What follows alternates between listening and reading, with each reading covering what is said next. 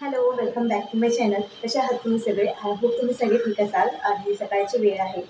स्वयंपाक थोडासा बाजूला ठेवलेला आहे मी, कारण आज मला बटाट्याचे वेफर्स बनवायचे आहेत. आणि रात्री मी ते ना संध्याकाळच्या वेळेस बटाटे पाण्यात स्वच्छ धुवून ठेवले होते. त्यानंतर ते रात्री झोपण्याआधी किसून घेतले आणि त्यानंतर मग 3-4 वेळा स्वच्छ पाण्याने ते वॉश करून घेतले आणि त्यानंतर मग आणखी पाणी घालून ते मी रात्रभर ठेवलेले आहे, कारण त्याचा पूर्ण स्टार्च जो असतो तो गेला पाहिजे यासाठी. आणि आता तुम्ही शिजवून घेणार आणि त्यानंतर मी सुकत घालणार आहे.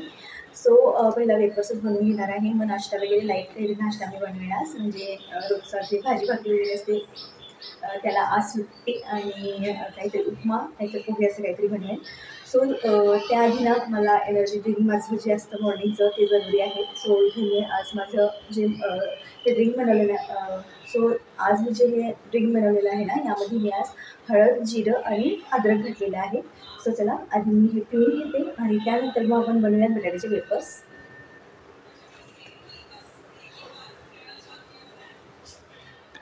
काल संध्याकाळच्या वेळेस ना बटाटे सगळे स्वच्छ धुवून ते पाण्यामध्ये भिजत ठेवले होते आणि त्यानंतर मग रात्री झोपण्यापूर्वी जे आहे ते व्यवस्थित किसून घेतले. त्यांना 3 ते 4 वेळा जे आहे स्वच्छ धुवून घेतले आणि त्यानंतर रात्रभर त्या स्लायसेस पाण्यामध्येच ठेवले. परत सकाळी एकदा ते वॉश करून घेतले आणि त्यानंतर मग आता इथे सकाळी मी ना पाणी गरम केलेलं आहे पातेल्यामध्ये. त्यात मीठ घालायचं आहे. अंदाजे मी ते 2-2.5 चमचा जे आहे मीठ घातलं होतं आणि त्यानंतर आता माझ्याकडे मोठं पातेलं नाही आहे बघा, त्यामुळे मी थोडे असे जे आहे शिजवून घेणार आहे.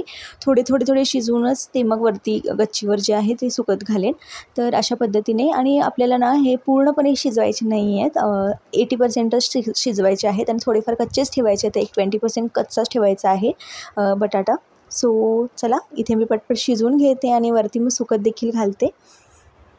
आणि हो, बरेच जण ना यामध्ये जिरं म्हणा किंवा तुरटी देखील असं जे आहे वगैरे घालतात, पण मी काहीच घातलेलं नाही. फक्त आणि फक्त मीठच घातलेलं आहे. तर तुम्ही कशा पद्धतीने बनवता आणि आणखी काय काय तुम्ही ॲड करता हे मला कमेंटमध्ये नक्की सांगा. मी फक्त आणि फक्त मीठच ॲड केलेलं आहे.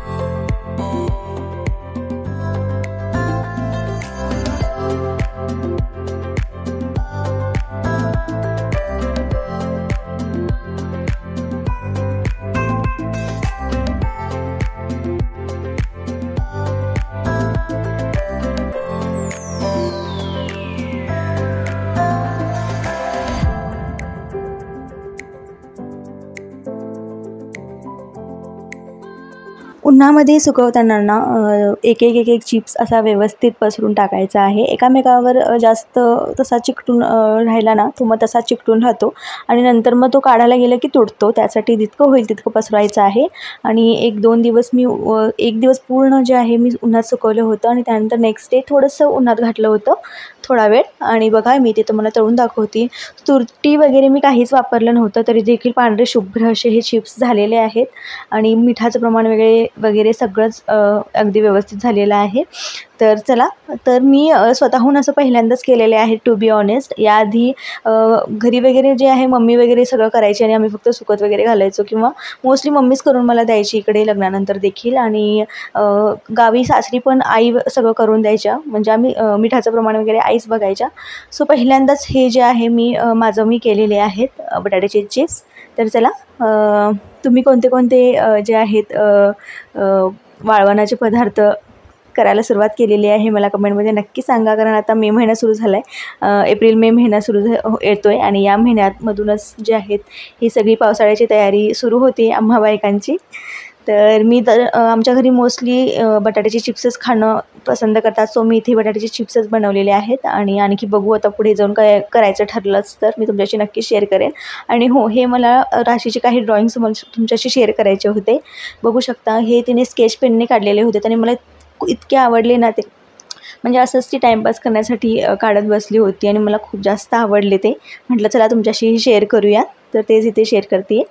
तर हा छोटासा व्हिडिओ तुम्हाला कसा वाटला मला कमेंटमध्ये नक्की सांगा.